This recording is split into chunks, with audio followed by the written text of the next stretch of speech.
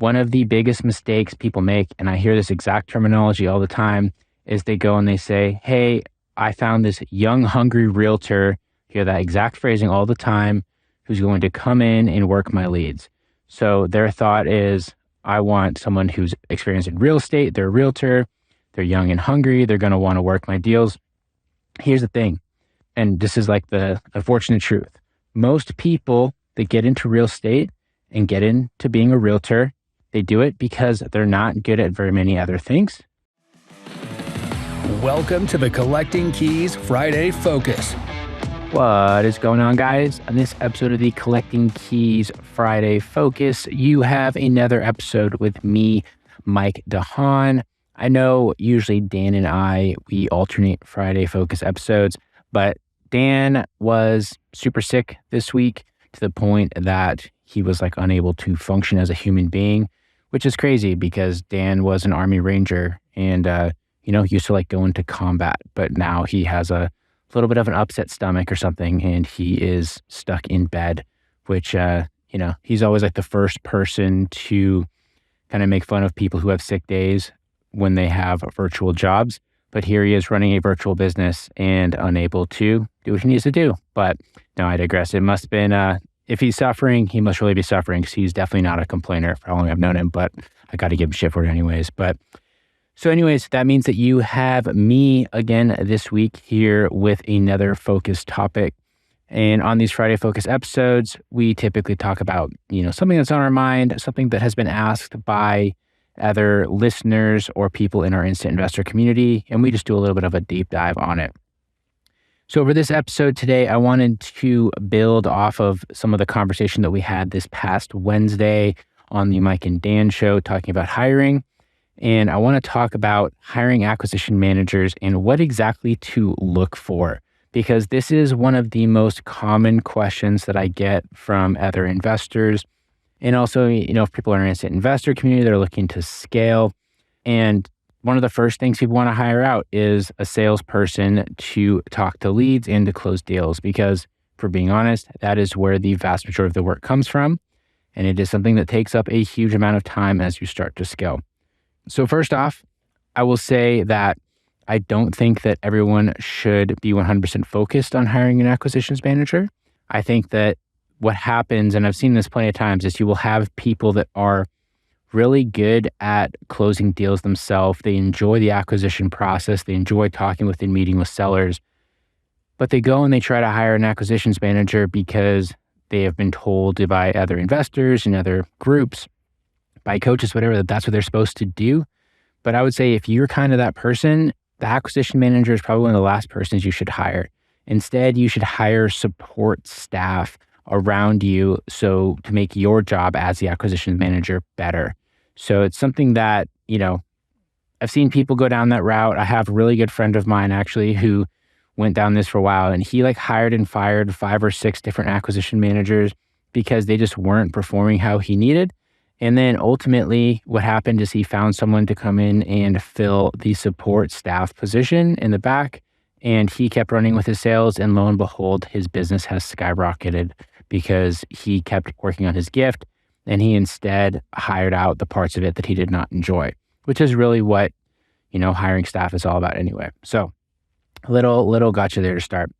So when you are looking for this acquisitions manager, one of the biggest mistakes people make, and I hear this exact terminology all the time, is they go and they say, hey, I found this young, hungry realtor, hear that exact phrasing all the time, who's going to come in and work my leads.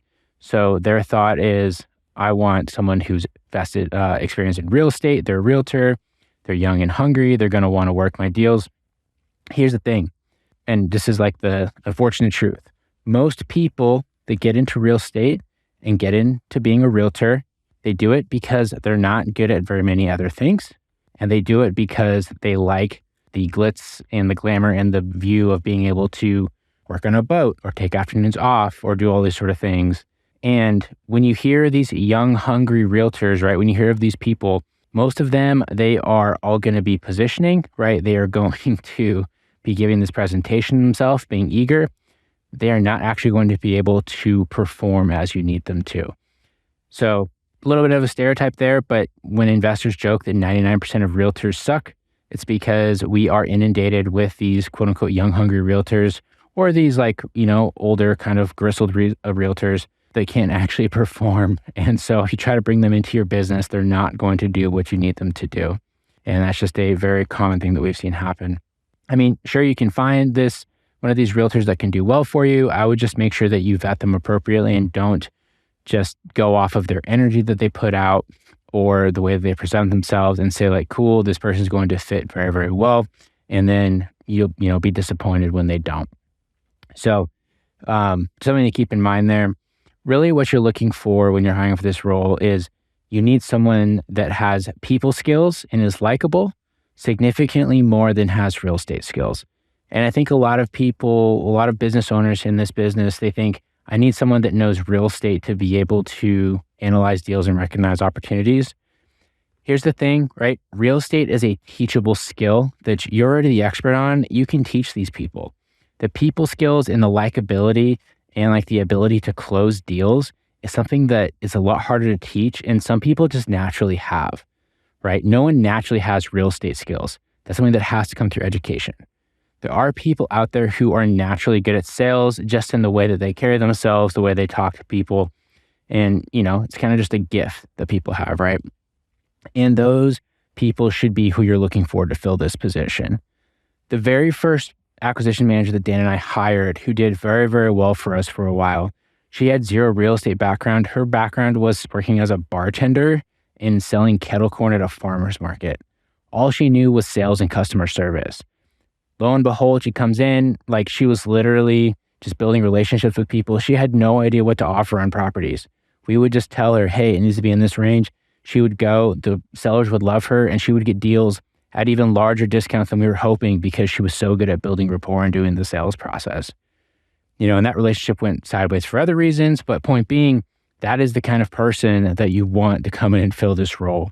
If you're looking at professionals, some of the best people that make acquisitions managers are like insurance salesmen, car salesmen, people that kind of have these hard closing tactics, but also are the kind of people that they have to be able to build trust and build rapport very quickly, just like we do in this business.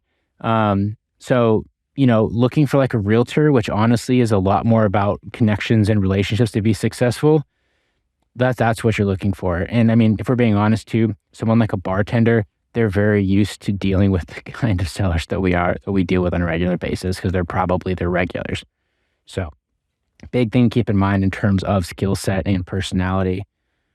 When it comes to the ideal candidate for this role as like an individual, even outside of their skill set, you kind of need to look at your business and how it operates because you're going to be looking for a slightly different person if you are like an in-person business, like you're working in your own backyard, or you're trying to build a virtual real estate investing business. So, main things you're looking for there are regarding presentation and how they kind of carry themselves and how your first gut feeling is when you interact with them, you talk to them. For example, when we first started hiring for our first role, we had this guy came in that was super qualified, was obviously very good at sales, but man, he showed up to the interview and he was like super sweaty and he stunk. And it was just like, I don't care how good at sales this guy is. He's not going to be great standing in someone's house, standing in a seller's house if he's going to present himself like this. And I don't know what he'd been doing earlier in the day, but he was not a good fit. That being said, at that point in time, if we had had a virtual business like we do now, this guy would have been freaking awesome. Like, I don't care if he stinks up his own house, right? As long as he's good at closing deals over the phone, that's what we need. Versus kind of the opposite with the initial acquisition manager that we had, who was, bartender working at the farmer's market. She did very, very well in person because that was what she knew. She carried herself well, she dressed well, she had a good general aura. You put her on the phones, it's going to be a little bit of wasted talent and she's not going to perform as well as the guy that's a hard closer. So you need to analyze your business and see what type of person is really going to fit best for the type of business that you do. And, that's another thing is a lot of people, they think that those are kind of like interchangeable. They're not. Like, they are different skill sets and you need to recognize that. On top of that, I mean, don't be afraid to give people chances. Sometimes people will surprise you. I think the biggest thing when it comes to acquisition managers is a lot of their success is going to be determined by how they handle the first time that they get chewed out or they get really just kind of abused by like a nasty seller who calls in and is just mean-spirited. You can have great salespeople or people that are really fit for the role, and they just get yelled at their first time and they instantly realize it's not for them. So that's always like a good sort of litmus test that you can go off of. Also, too, something else, if you're working in person, some people, they will walk into their first big hoarder house and they will realize, man, this kind of business is not for me. This is not what I want to do. I'm not comfortable in these situations. And you need to understand that that is going to be something that happens. So I will say a good way that you can test people out is get them on the phone a little bit, talking to people, see how they do, calling different kinds of sellers. And then if you are an in-person kind of business, go and walk properties with them. And ideally, find some leads that have just real nasty properties that are going to break them in a little bit and, show them kind of the worst case scenario, because then they are going to get a gist of if this is something that they actually want to do. But anyways, all right, guys. So that's my take on hiring an acquisition manager. It's definitely kind of an art. It's not a science. You gotta, take your time with it, but also, don't be afraid to give people a shot either. You're never going to find a 100% perfect candidate for any role. And really what it comes down to is you need to find people that have that sales skill set and are willing to work and are interested in working for you more so than finding someone that is just like a real estate person, because more often than not, they're not going to be your best guy. Trust me, we've had some real estate focused people come into our business and fail extremely quickly.